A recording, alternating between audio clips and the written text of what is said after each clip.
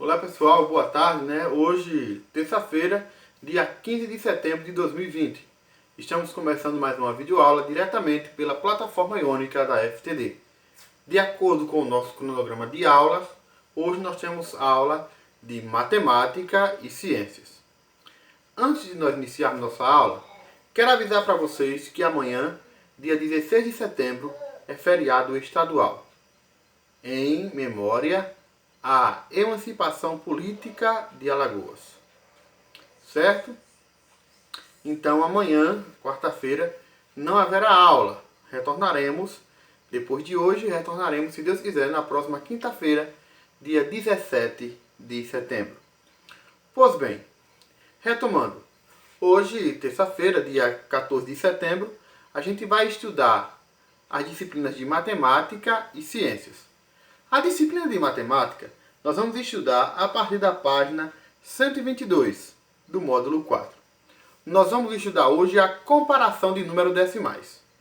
Observem bem, nós já vimos que os números decimais são aqueles números que na maioria das vezes vêm acompanhados por vírgula. Muito comum, né? Essa forma de se representar o valor real, o valor de dinheiro. Digamos aí eu tenho R$1. E aqui embaixo eu tenho R$1,34. Logo, eu vou saber que R$1,34 é maior que R$1, se eu comparar. E o que é que vai me dar a certificação dessa diferença e dessa superioridade de um valor a outro? Eu tenho que identificar que no número decimal, tá? Vou apagar aqui para vocês. A mão mesmo, para vocês vão entender. Ó, no número decimal, a gente sempre vai ter assim, ó. O número que vem antes da vírgula, ele é chamado de inteiro ou unidade.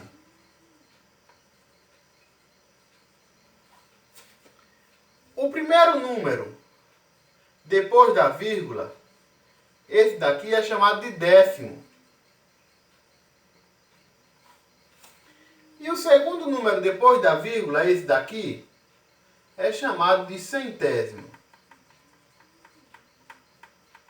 Vamos entender. Ó, para que eu chegue a um inteiro, eu preciso ter 10 décimos. Para que eu chegue a um décimo, eu preciso ter 10 centésimos. Então, daqui, ó, considerando valores, esse número vale mais que esse e esse vale mais que esse, mesmo sendo menor, relativamente considerando o valor numérico de cada um. Por quê? No número decimal, o que vai definir o valor do número não é o seu valor real, mas a posição que ele ocupa nesse número. Não é o seu valor enquanto algarismo, mas a posição que ele ocupa nesse número. Ou seja, desses 3 algarismos que nós temos aqui, o de menor valor real, no caso, considerando o seu valor como algarismo, seria 1.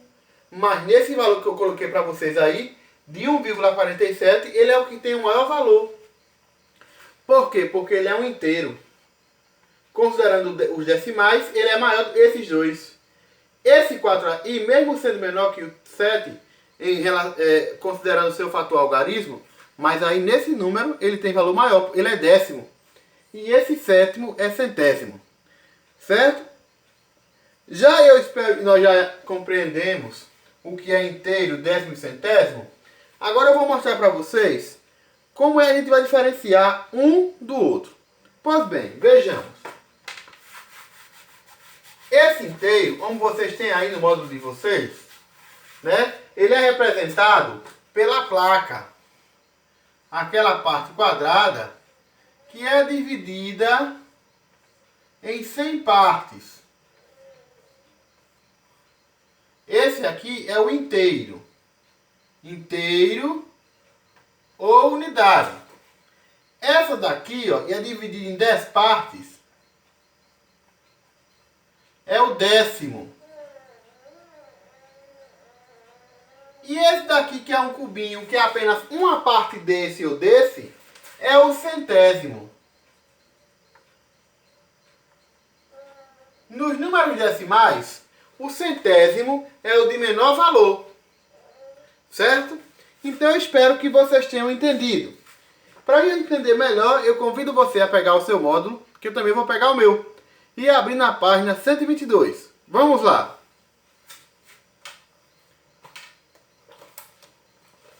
Aí na página 122, vocês têm o seguinte título: Comparação de números decimais. Leiam comigo. Nos Jogos Olímpicos do Rio de Janeiro em 2016, a seleção brasileira masculina de vôlei conquistou a medalha de ouro ao vencer a seleção italiana pelo placar de 3-0. A equipe brasileira era composta pelos seguintes jogadores: Éder, William, Lipe, Douglas, Evandro e Maurício. Bruninho, Wallace, Serginho, Maurício Souza, Lucão e Lucarelli. Para determinar, por exemplo, se Bruninho é mais alto do que William, comparamos a altura deles, ou seja, o número decimais 1,90 e 1,86. Então, na comparação, nós vamos ver que o jogador Bruninho é mais alto que o jogador William. Por quê? Porque o jogador Bruninho ele tem 1,90 m e o jogador William tem apenas 1,86 m. Se nós compararmos esses dois valores decimais e tem aí no módulo, nós vamos ver que 1,90 m é maior do que 1,86 m. Continuemos. Vejam deles aí a explicação desse quadro branco com as bordinhas verdes, semelhante eu acabei de dar para vocês. Ao compararmos dois números decimais, inicialmente comparamos a parte inteira, ou seja, o que vem antes da vírgula, tá? Se as partes inteiras forem iguais, comparamos os décimos, os primeiros depois da vírgula. Se os décimos forem iguais, comparamos os centésimos, os segundos depois da vírgula. Portanto, Bruninho é mais alto que o William. Na outra página tem assim: compare e identifique quem é o mais alto. Éder ou Lucarelli? É claro que Éder é mais alto. Wallace ou Lipe? Claro que o Wallace é mais alto. Número 2. Entre todos os jogadores, quem tem maior altura? Maurício Souza e Lucão. São os dois maiores. Um tem 2,5 m e o outro 2,7 m. Aliás, Maurício Souza e Lucão, né? Que um tem 2,9 m e aliás, os dois têm 2,9 m. E menor altura, o Serginho. O Serginho é o menor jogador com apenas 1,84 m. Terceira questão. Quais dos jogadores têm mais de 2 metros de altura? O Éder, o Evandro, o Lucão e o Maurício Souza. Potência olímpica. A seleção brasileira masculina de vôlei já conquistou todos os principais campeonatos desse esporte. Nos Jogos Olímpicos de 2016, por exemplo, a seleção disputou sua quarta final olímpica consecutiva, o que levou à conquista da 6ª medalha olímpica. Essa sequência de bons resultados popularizou o vôlei e o tornou um dos esportes preferidos dos brasileiros. Veja na tabela as medalhas conquistadas pela seleção brasileira de vôlei masculino nos Jogos Olímpicos. Aí nós temos uma tabela, né, que vai do ano de 1884 até 2016, indicando do outro lado as medalhas que eles conquistaram. Na página 124 até a página 125, aliás 126, vocês vão realizar as atividades, comparando sempre um, né, com o outro, considerando primeiro o valor inteiro, que é aquele que vem antes da vírgula, depois o décimo, que é o primeiro depois da vírgula, e depois o centésimo, que é o segundo depois da vírgula. Certo? Espero que vocês tenham entendido. Agora nós vamos para a aula de ciências. Na nossa aula de ciências de hoje, nós vamos estudar o seguinte. Vamos lá. Na nossa aula de ciências de hoje, nós vamos falar sobre um assunto muito ligado à idade de vocês, à infância. Qual é o assunto, professor, ligado à infância, que nós vamos estudar hoje na aula de ciências? Nós vamos estudar hoje as doenças mais comuns na infância. Vocês vão pesquisar, mas eu vou dar umas dicas. As doenças que muitas crianças têm, algumas delas, provavelmente vocês já tiveram. Se tem irmãos mais novos ou da mesma idade e parada, já tiveram. Então vocês vão pesquisar, fazer uma pesquisa das doenças mais comuns na infância. Depois que vocês fizerem a pesquisa dessas doenças, o que vai acontecer? Você vai fazer uma lista dessas doenças. As doenças mais comuns na infância são essa e essa. Dentro dessas doenças, você vai analisar, né? Vai pesquisar, vai ler, vai observar a diferença entre elas.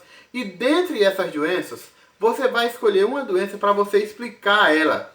Como ela acontece, e acontece com ela, com a criança, quando a criança está com ela. E depois você vai dizer para mim quais foram os fatores, né? Por qual razão você escolheu falar sobre essa doença. Certo? Então, mais uma vez, uma atividade de pesquisa que eu tenho certeza que vocês vão adorar. Quero enfatizar que é muito importante a prática de pesquisa. Tenho certeza que, assim como eu, vocês, durante essas pesquisas que eu estou solicitando, conseguiram já absorver muitos conhecimentos e talvez estavam à sua frente e você não tinha observado. Então, continue pesquisando. E aí está mais uma pesquisa. Vão lá, pesquisem essas doenças, listem elas, façam uma lista dessas principais doenças da infância e depois vocês olhem uma delas para se aprofundar e falar um pouco mais sobre ela, certo? E essa fala não vai ser dessa vez, vocês nem vão gravar vídeo e nem vão fazer texto.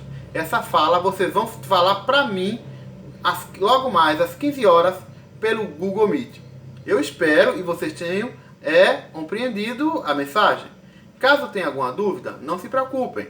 Vocês podem deixar aqui embaixo no balãozinho da plataforma Iônica ou tiraremos logo mais às 15 horas pelo Google Meet. Um forte abraço, boa aprendizagem. Tchau, tchau e até mais. Nos veremos em breve, às 15 horas. Tchau!